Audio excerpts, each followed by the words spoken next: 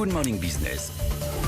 Voilà, toujours en direct, un Good Morning Business sur BFM Business, en direct jusqu'à 10h sur BFM Business. Donc Jérémy Rosselli, bonjour, directeur général de la banque allemande N26 pour la France, la Belgique et le Luxembourg. N26, c'est la néobanque allemande que tout le monde connaît. Je me posais, on dit encore néobanque ou pas en 2020, Jérémy, ou est-ce que ça dépend des pays. Typiquement, dans les pays anglo-saxons. Ce que je veux dire, est-ce que c'est pas un terme un peu usurpé, néobanque en 2020? Ça y est, vous êtes là, vous êtes ça y est, ça fait 3 ans qu'on est là. On est une banque. On a 1,5 million de clients en France. Ouais. Donc maintenant, on est une banque, en fait, très simplement. Vous êtes une banque, voilà. Donc le terme de néobanque, il est un peu usurpé, voilà. Clairement. Ouais, voilà. Donc on dit quoi, banque en ligne? C'est plutôt les banques traditionnelles maintenant qui commencent à avoir un qualificatif, en fait.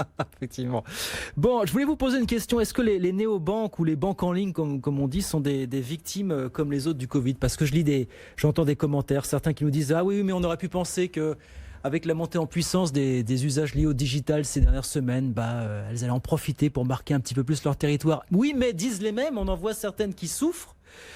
Revolut notamment qui a supprimé des postes, ou même certaines qui ont carrément disparu. Et certains disent, est-ce qu'on ne touche pas un petit peu les limites du business model de la banque en ligne fondamentalement? Vous êtes d'accord avec ce point de vue ou pas? Alors non, je pense qu'il y a vraiment deux choses différentes. Vous dites que ça dépend des acteurs. Je pense qu'il y a deux choses différentes et il ne faut pas confondre la corrélation et la cause. Ouais. La réalité, c'est que la crise du confinement en fait, a prouvé la pertinence des modèles économiques, ou en tout cas des modèles tels que le N26, c'est-à-dire que vous pouvez accéder à l'ensemble de vos finances pendant le confinement. Vous n'avez pas besoin, là où une banque traditionnelle se posait la question comment ouvrir ses agences, nous, tous nos clients pouvaient accéder à leur compte très facilement. On a même été capable d'innover pendant le confinement. Qu'est-ce que vous avez fait alors Donc typiquement, on a vu que l'Espagne était en avance de phase, l'Italie était en avance de phase et on s'est rendu compte qu'il y avait des problèmes avec la Poste. Donc ce qu'on a fait, c'est qu'on a été capable de laisser les clients activer leur carte avant même de l'avoir reçue physiquement. Donc là, nous, on a été capable d'innover pendant le confinement. Après, je pense que la partie rentabilité est quelque chose qui n'est pas nécessairement lié au confinement. C'est simplement, il y a une question de taille critique. N26 en France est rentable parce qu'on a atteint une certaine taille critique. On a 1,5 million de clients. Oui. Là où quand vous êtes un plus petit acteur et que vous n'êtes pas nécessairement indépendant. Ah voilà. Et vous avez par exemple un intermédiaire à rémunérer, c'est là où c'est plus compliqué. N26, on est indépendant, on a notre propre licence bancaire, donc c'est là où d'un point de vue modèle économique, c'est beaucoup plus pertinent. Mais ça, c'est pas nécessairement lié au confinement. Mais ça veut peut-être dire aussi qu'on arrive à un moment où on va faire le tri véritablement. Vous avez vu, il y a quelques heures, là, c'est BPCE qui a finalement trouvé un repreneur pour sa banque en ligne Fidor. Qui était arrivé en France en 2016, je crois. Mais dès 2018, ils avaient dit on va la vendre. Et à l'époque, le patron de BPCE disait, déjà ça date d'il y a 2 ans, il disait il y a trop de banques en ligne en France. Voilà. Est-ce que cette crise ne va pas permettre de faire un tri finalement entre les acteurs qui tiennent la route et les autres finalement? Alors, je pense que d'abord, il faut aussi distinguer les banques en ligne qui appartiennent tous finalement à des banques traditionnelles. Ouais. Et donc là, pour eux, c'est compliqué parce qu'elles n'ont pas vocation à chambouler le statu quo ou être en compétition avec leur maison mère. C'est pour ça d'ailleurs que très peu de banques en ligne, ou voire aucune banque en ligne s'est vraiment développée en France. Là où typiquement des acteurs comme N26, nous, notre vocation, c'est justement de bousculer l'establishment. Donc ça, c'est des choses qui arrivent. Donc ça, c'est la première chose.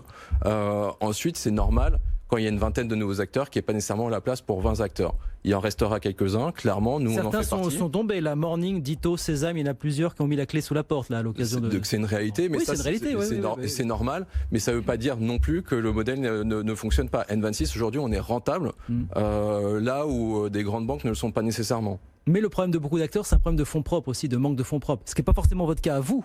Ah non, nous au contraire, on a justement pas du tout cette problématique où on a des clients qui déposent de l'argent et on a un bilan qui est extrêmement sain. Comment est-ce qu'on va continuer à se présenter comme un acteur disruptif, voilà? Qu'est-ce qu'on va exiger davantage des banques en ligne finalement dans les Alors la différence, ça va se faire par l'innovation. Et ça, je pense que c'est assez clé et c'est là où on voit typiquement... Parce que c'est aussi le reproche qu'on fait à certaines banques en ligne, c'est que plus ça va, plus elles font grosso modo les mêmes choses. Alors peut-être pas en matière de crédit, mais de plus en plus autant de choses que les banques traditionnelles. Alors elles font souvent une des choses que les néobanques peuvent faire, c'est-à-dire que c'est souvent une fonctionnalité.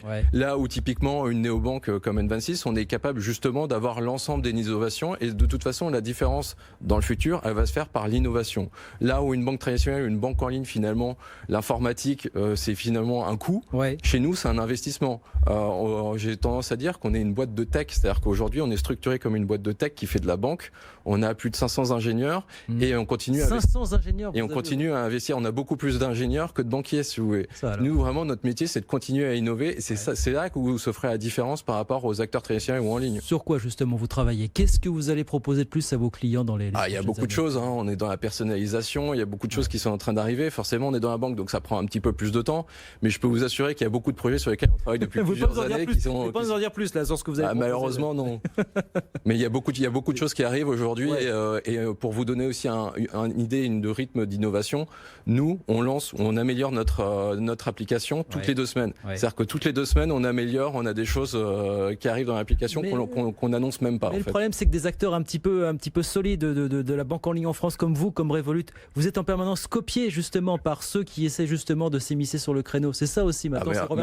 Voilà, c'est la rançon de la gloire quelque part, on va dire. Tant mieux. D'abord, je pense que c'est une bonne chose, et c'est pour ça que je vous dis vraiment la différenciation, elle va se faire par la capacité d'innovation. Ça veut dire avoir aussi les bonnes ressources, donc avoir la bonne taille critique pour avoir les meilleurs ingénieurs pour être capable de faire des nouvelles choses. Est-ce qu'on voit apparaître aussi, et c'est peut-être ça aussi un danger pour vous, les acteurs, les tenants vraiment de la banque en ligne en France, c'est de plus en plus de banques en ligne sectorielles qui font leur apparition, de plus en plus de banques en ligne qui disent nous venons en aide, que nous nous concentrons sur la clientèle business des entreprises. J'ai même vu ce matin que quelques banques en ligne allaient se lancer à la rentrée et leur credo, c'est de dire voilà, nous c'est l'environnement. L'argent qui est déposé ne servira à financer que des industries propres ou des projets qui ne vont pas à l'encontre des intérêts climatiques.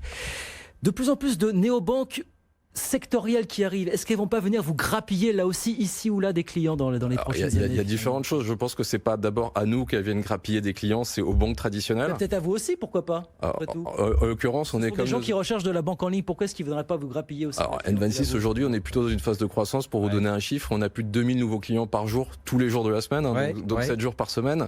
Non, il y a différents positionnements. En l'occurrence, il y a une partie business, et N26 aussi est présent sur le segment business, sur les auto-entrepreneurs. En fonction des pays, ça représente 10 à 20% de nos clients. Forcément, c'est aussi une vache à lait pour les banques traditionnelles, donc c'est normal dans un environnement compétitif que différents acteurs se lancent sur ce credo-là. Non, la réalité, c'est que de toute façon, il va y avoir des nouveaux acteurs qui seront là. Certains réussiront à survivre, parce qu'ils auront atteint une taille critique comme nous, comme certains autres acteurs en Europe. La réalité, après, c'est qu'il n'y aura pas nécessairement de la place pour tout le monde. Mais fondamentalement, quel est l'argument qu'il faudra faire que dans les prochains mois, les prochaines années, quelqu'un dise je vais vers une banque en ligne plutôt que vers une banque traditionnelle? S'il fallait en retenir un argument de vente pour vous, Jérémy, ça serait quoi finalement? C'est être capable de vous accompagner au quotidien. C'est vraiment. Ça, une banque vous le promet aussi, une banque. Oui, mais il y a une différence, c'est qu'aujourd'hui, par exemple, à la pub, vous pouvez gérer votre compte alors que votre agence elle est fermée. Il faut prendre rendez-vous et venir un samedi matin. La vraie différence elle est là, c'est-à-dire que nous, on est capable de tout faire. Vous pouvez ouvrir votre compte même à la prochaine page de pub ou un dimanche matin sans avoir à vous déplacer. C'est là où il y a une vraie différence par rapport aux autres types d'acteurs. Bon, 1,5 million de clients, c'est ça aujourd'hui en France? En seulement 3 ans. En seulement 3 ans, oui. Et l'ambition, c'est quoi? Vous avez des. Alors l'ambition. Alors, pour vous donner un ordre de grandeur, en France, il y a 4 Français sur 5 qui n'ont jamais entendu parler d'N26. Donc on a quand même des perspectives de croissance qui sont très élevées. Et plus généralement, notre ambition dans le monde, parce qu'aujourd'hui, on est présent dans 25 pays et on s'est lancé aux États-Unis il n'y a pas si longtemps que ça, c'est d'atteindre la barre des 100 millions de clients. Donc on sera la première banque justement à avoir une vraie empreinte globale, là où finalement c'est un secteur qui est très segmenté et vous avez très peu de banques qui atteignent les plusieurs millions de clients en Europe. Eh ben on vous le souhaite, de continuer à progresser, de continuer à recruter de nouveaux clients. Merci beaucoup Jérémy. Merci de nous voir. Jérémy Rosselli, le directeur général de N26 pour la France, la Belgique et le Luxembourg. Merci beaucoup Jérémy d'avoir été avec nous sur BFM Business. 8h24.